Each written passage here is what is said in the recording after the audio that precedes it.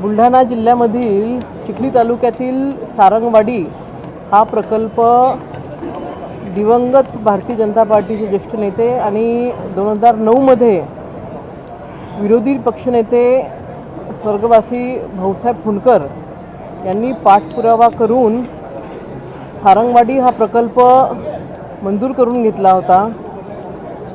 2009 मध्ये हा प्रकल्प जेव्हा मंजूर झाला होता त्यावेळेला या प्रकल्पाची पहिली प्रशासकीय मान्यता जी आहे ती 16 कोटीची होती आणि 2009 पासून तर 14 पर्यंत काँग्रेसच्या काळामध्ये हा प्रकल्प फक्त मंजूर झाला होता, प्रत्यक्ष काम हे सुरू झालं नव्हतं।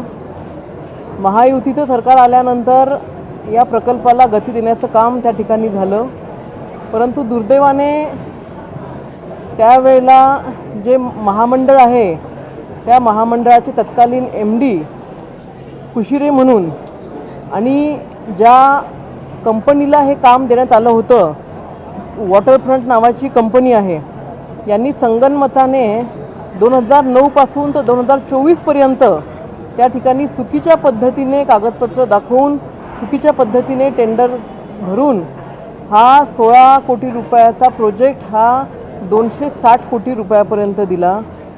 आणि विशेष म्हणजे याच्यामध्ये प्रचंड अनियमितता आहे। वॉटरफ्रंट कंपनीच्या माध्यमातून कोर्टाने सुद्धा त्या ठिकाणी या कंपनीवरती ताशोरे ओढले होते, या कंपनीला निलंबित केलं होतं, परंतु MD कुशिरे यांनी ऑफ द रेकॉर्ड जाऊन या कंपनीला मदत केली आणि पुन्हा हे काम वॉटरफ्रंट कंपनीला देण्यात आलं।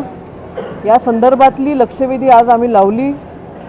मंत्री महोदयांनी या लक्षवेधीवरती SIT नेमलेली आहे, परंतु हा खूप मोठा भ्रष्टाचार त्या ठिकाणी वॉटरफ्रंट कंपनीचे संचालक सुनील मुंदडा, हर्षद मुंदडा आणि सोबत MD कुशिरे यांनी केलेला हा खूप मोठा भ्रष्टाचार आहे।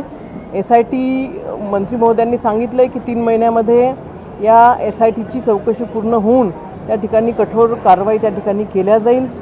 मला या ठिकाणी सांगावंसं वाटतं, आज जरी फक्त वॉटरफ्रंट कंपनी आणि MD कुशिरे दिसत असले तरी याच्यासोबत अजून महाराष्ट्रातल्या 2-3 कंपन्या आहेत। या 2-3 कंपन्या मिळून आणि कुशिरे मिळून एक मोठं नेक्सस महाराष्ट्रामध्ये त्यांनी तयार केलेलं आहे।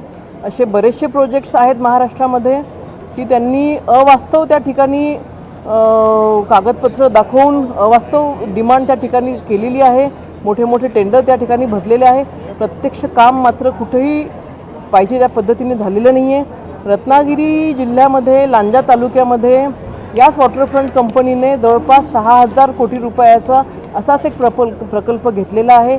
त्याही प्रकल्पामध्ये प्रचंड अनियमितता आहे, परंतु जेव्हा सारंगवाडीच्या प्रकल्पाची SITची चौकशी होईल आणि ती चौकशी झाल्यानंतर जे काही तथ्य समोर येईल त्यावेळेला नक्कीच रत्नागिरी असेल किंवा मग वैभववाडी असेल, गंगाखेड असेल, या प्रत्येक ठिकाणचे भ्रष्टाचार हे त्या ठिकाणी पुढे येतील अशी त्या ठिकाणी पूर्ण खात्री आम्हाला आहे।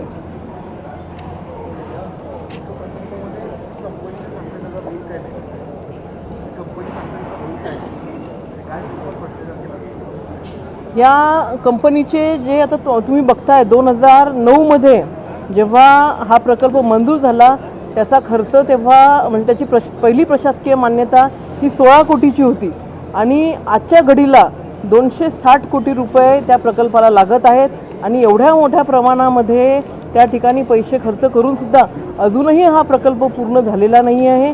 जेव्हा आमची लक्षवेधी लागली त्यावेळेला याचं काम प्रगतीपथावरती चालू झालेलं आहे।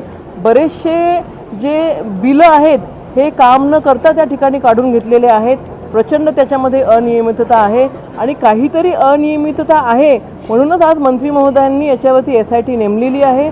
आम्हाला पूर्ण खात्री आहे की या SITमध्ये ही कंपनी असेल, कंपनीचे सर्व संचालक असतील आणि महामंडळाचे तत्कालीन MD कुशिरे असतील किंवा जिल्ह्यातले संबंधित अधिकारी, त्या महामंडळावरचे विभागास्तरावरचे अधिकारी, हे सगळेच यांनी संगनमताने त्या ठिकाणी भ्रष्टाचार केलेला आहे।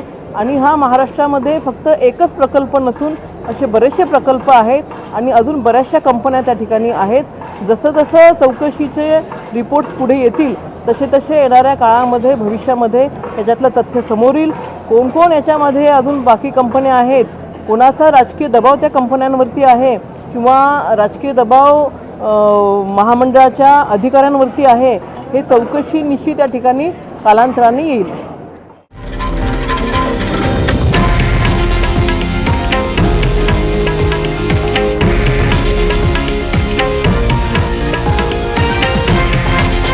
हे आहे देशातील नंबर 1 न्यूज नेटवर्क आणि आपण पाहत आहात TV9 मराठी, एकमेव.